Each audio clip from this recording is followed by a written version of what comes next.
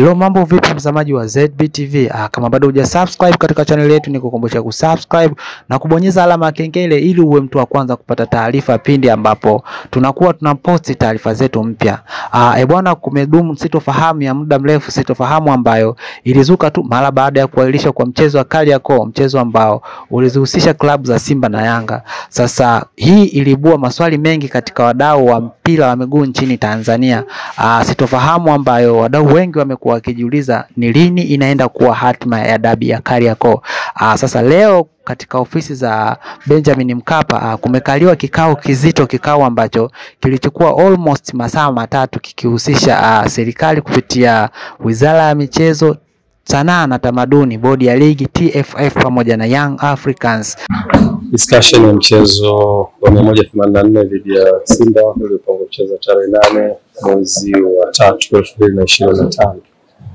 Uongozi wa klabu ya Young Africans pamoja na ukiwa umeambatana na excom wake wote pamoja na mtendaji mkuu uliweza kukutana na Mheshimiwa Waziri na Mheshimiwa Naibu Waziri, Mheshimiwa Katibu Mkuu, Mheshimiwa Naibu Katibu Mkuu na mwenyekiti wa Baraza la Michezo la Taifa kwa ajili ya kujadili kitu ambacho kilitokea.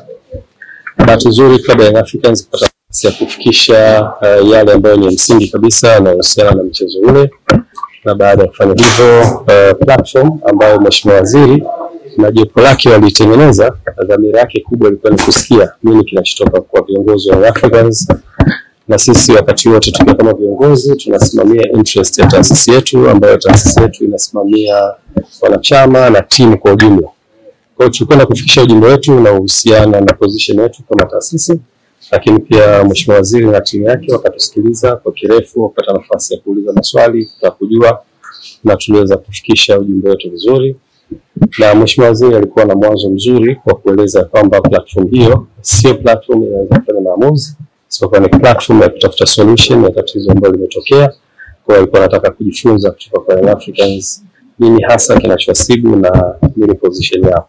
Kwa hiyo tunaweza kufikisha yote ambayo tunastahili kuyafikisha kama viongozi, ambayo yanabeba ujumbe wa kamati ya utendaji, lakini ujumbe wa wanachama wetu na mapenzi na mashabiki waliokuwa nchi nzima.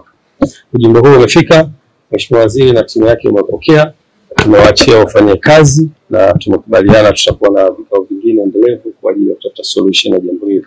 Kwa hiyo nichukue fursa hii kufikisha message hii kwenu kwa wanahabari ili muweze kujulisha umma wa Tanzania, lakini pia nichukue fursa hii kuambia wanachama na mashabiki wa klabu ya Young Africans sisi tuko hapa kwa ajili ya kusimamia interest za taasisi yetu, na niwatoe hofu ya namna yoyote, wasiingiwe na hofu ya namna yoyote.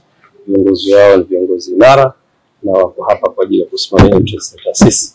Kwa hivyo wakae kwa kutulia na solution itakapopatikana tutaweza kurudi kwao na kujulisha. Nashukuru sana.